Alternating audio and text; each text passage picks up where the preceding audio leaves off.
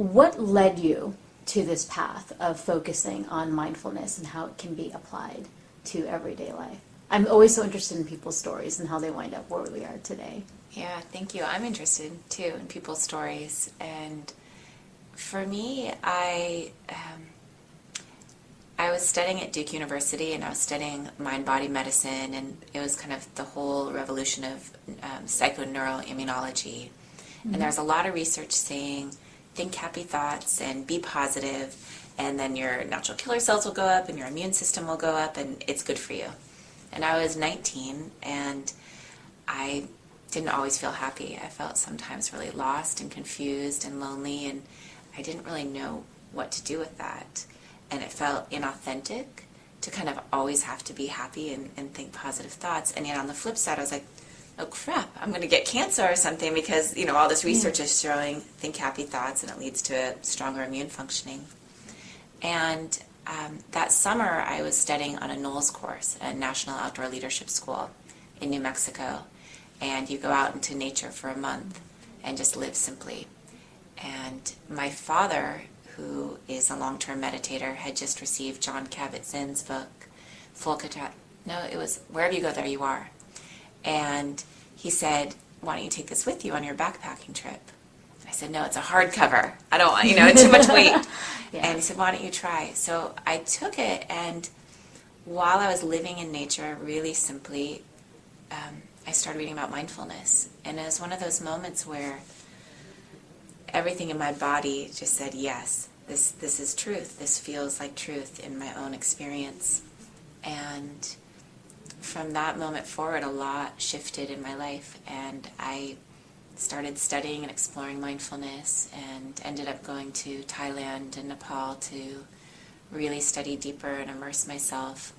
And when I came back, I said, I want to keep studying, and I want to study mindfulness. What kind of program could I become part of? And it seemed like clinical psychology was the best choice.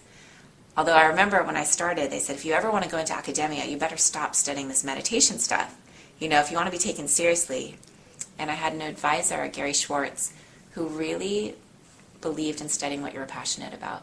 And he said, if this is what you love, if this is what's really true in your heart, do it. He said, but learn how to do statistics and rigorous methodology too, because you're going to be held to a higher standard. So that was it. And it's amazing looking back. That was 1996 that I started my PhD program. And now mindfulness is so much a part of mainstream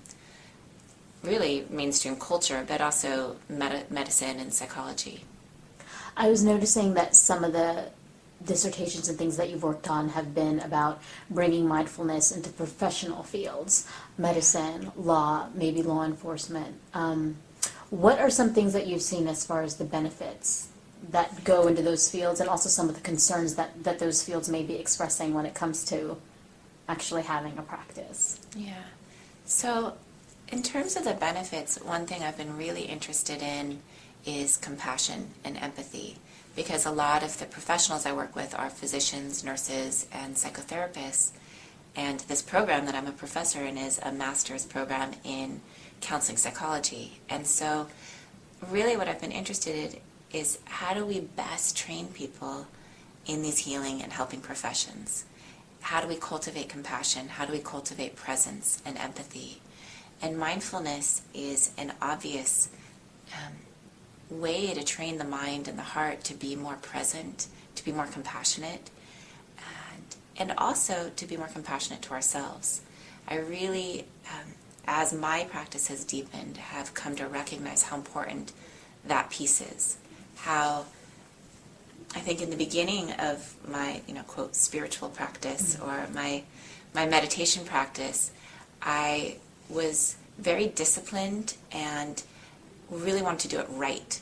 And so there was a striving involved and a real, almost rigidity and a lot of self-judgment. And what I began to realize is I was using my practice as just one more way to be perfect, one more way to beat myself up, one more way to see how I didn't measure up. And so this piece of self-compassion and self-care I think is an essential part of the practice. And so when I'm training healthcare professionals, when I'm training physicians or people in the helping professions, I really like to emphasize that mindfulness is not just about attention. It's not just another practice or a cognitive behavioral technique. It's attention with a certain intention. The intention to be curious and kind and compassionate and accepting of whatever my experience is, even if it's not how I want it to be, even if I'm not how I want myself to be, I can hold all of it with kindness. So that's really how I'm working with mindfulness and working with it with professionals. And you asked about kind of one of the dangers or pitfalls, and I think there's two. One is in our culture, non-doing is not really valued. And so a lot of my students will say, I'm so busy, I have so many people to help, I have a family, I have this career I'm trying to begin, I don't have time for this practice. And so I think one piece is just beginning to help people value it and understand that this is actually essential to being fully alive and essential to taking care of yourself and taking care of your patients. And so I say to them, did you have time to brush your teeth today? Mm-hmm. Did you go to the bathroom today? And they look at me, yes, of course. So I kind of view a practice in the similar vein that this is about self-care and it should be valued in that same way. So that's one piece, is just finding the time and really valuing it. The other piece that's challenging is getting back to that perfectionism. I find a lot of my students, most of them are women in the counseling program, there's this way in which it's never enough. They're never doing it right, and they're not okay. This sense that I'm not enough, I'm not okay, and this real self-judgment, and I would even say self-loathing. And it's so sad to even use that word and that languaging. And yet, as I experience it in my own life and as I am more authentic with them and they're able to be more honest with me, there's a real sense that I'm not okay. That we're all feeling that same way, of this sense of I should be more generous, more patient, more kind. And what mindfulness can do, I think, at its deepest level is start breaking down that ego identity that's saying you're not okay. However, one of the dangers with mindfulness is it becomes one more way to, with a really laser beam attention, criticize yourself. And I find that to be the case a lot with some of my people in my cohort, or maybe myself as well. We'll be in a meditation, I'll immediately judge right in the middle of it, like, oh, I shouldn't have thought that, or, right. Oh, my mind just went off, or, oh, you're not paying attention to the sounds like you should be. Right. Isn't that part of the natural human condition, though, as well, just to kind of always want to do things the way they're supposed to be done? I think there's an underlying anxiety that a lot of us have of, it's supposed to be this way, and I'm not quite meeting up. Or there's some right way out there and I just can't figure it out, and if I just think a little harder, then I'll find the perfect way and then I'll be happy. Instead of actually trusting that by just being with things as they are and resting, that's where happiness is found, not something out here.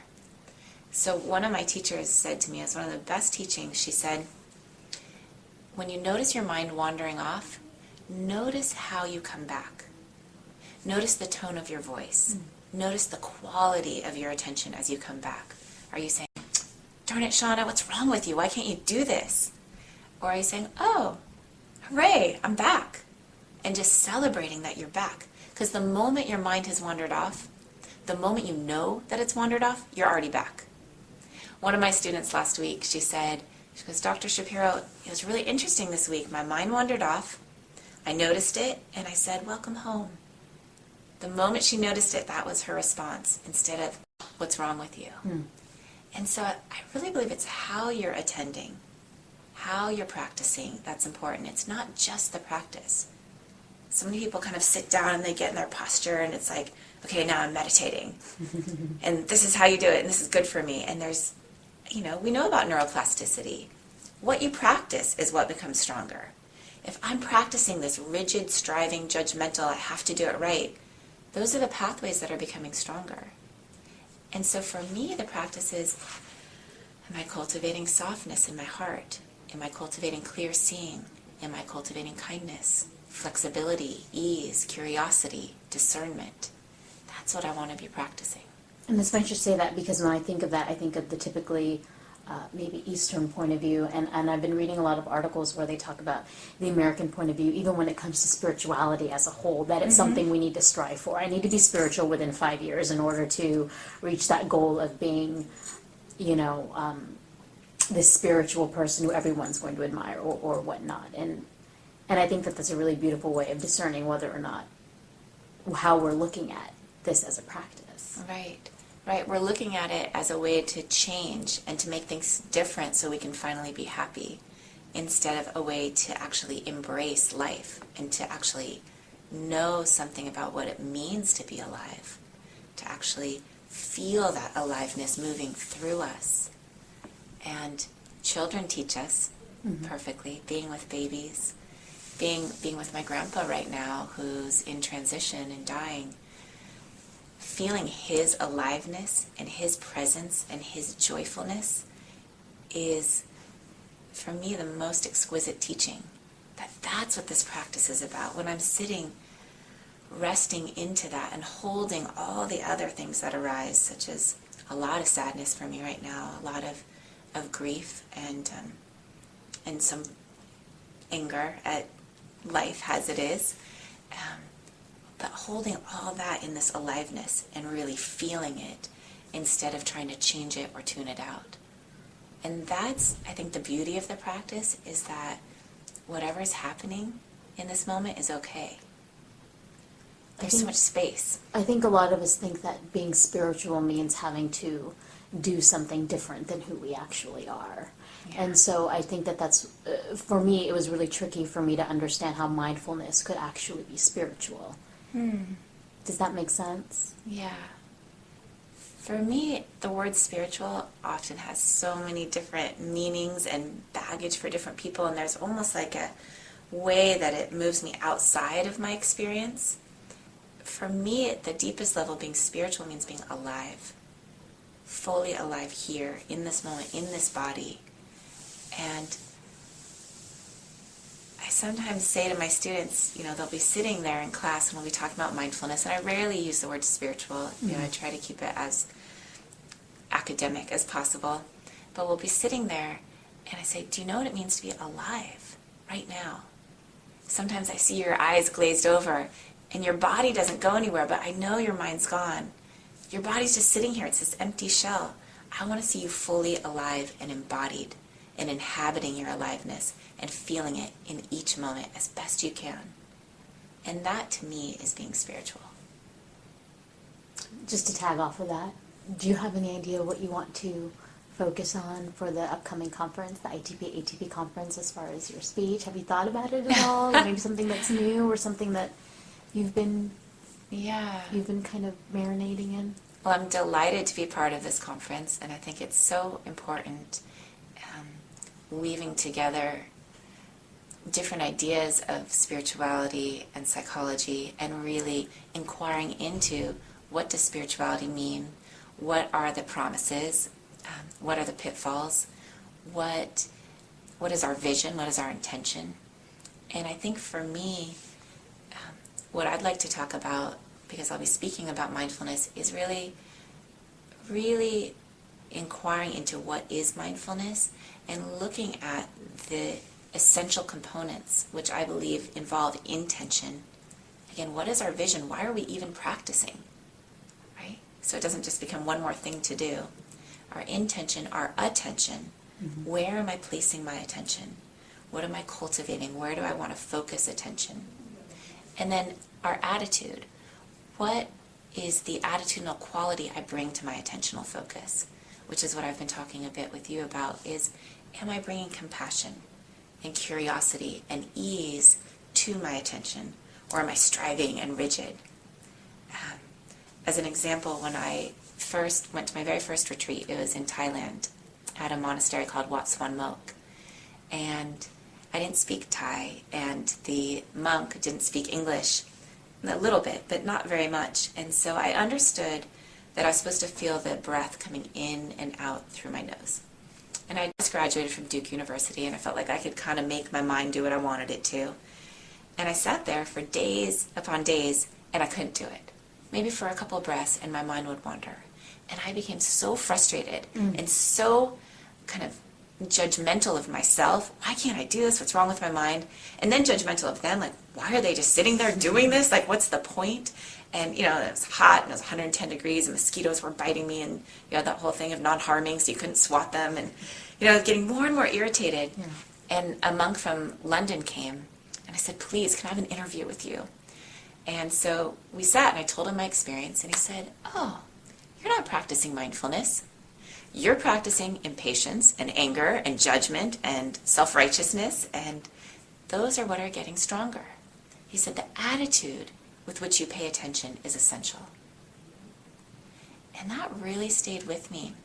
And in my academic work, and when I write about mindfulness, even in the scholarly journals, I talk about attitude, about kindness, about care, about acceptance, and that this is an essential part of mindfulness. It's not just some add-on, right, just to be sweet. It's actually essential.